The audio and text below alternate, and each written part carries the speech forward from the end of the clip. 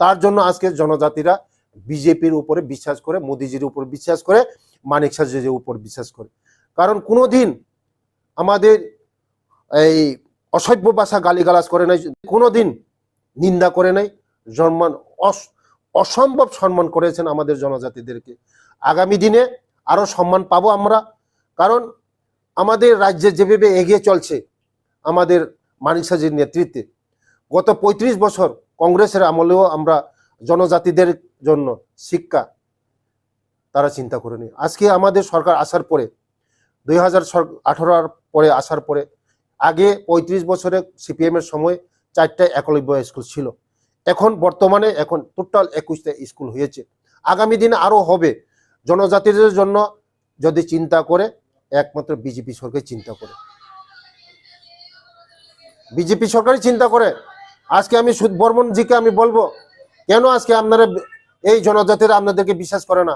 আপনারা জনজাতিদেরকে সম্মান করে নেই, জনজাতিদেরকে আপনারা আপনারা দুঃখা দিয়েছেন, জনজাতিকে বিশ্বাস মনের মধ্যে বিশ্বাস করাতে পারেন নেই। আজকে জনজাতিদের আপনারা সম্মান করে নেই। তার জন্য আজকে আমাদের এই ত্রিপুরা রাজ্যের জনজাতিরা আপনাদেরকে বিশ্বাস, কোনোদিন আপনাদেরকে বিশ্বাস করবে না।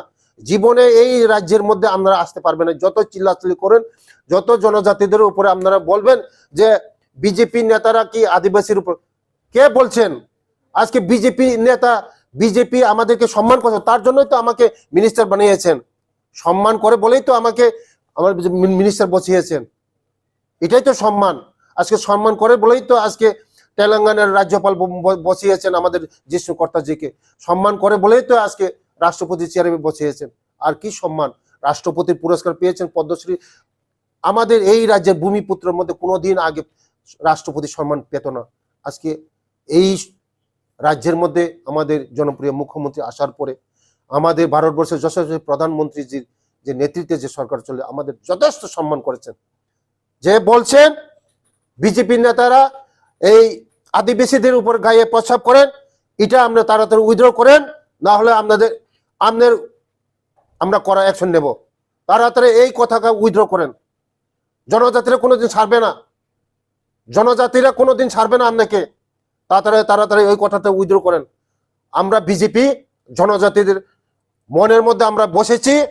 আগামী দিন আমরা বিজেপি বিশ্বাস করব, জনজাতি সবাই বিশ্বাস করে, একমাত্র বিজেপিকে বিশ্বাস করে। সিপিএম কংগ্রেস কেউ বিশ্বাস করে না বিজেপিকে।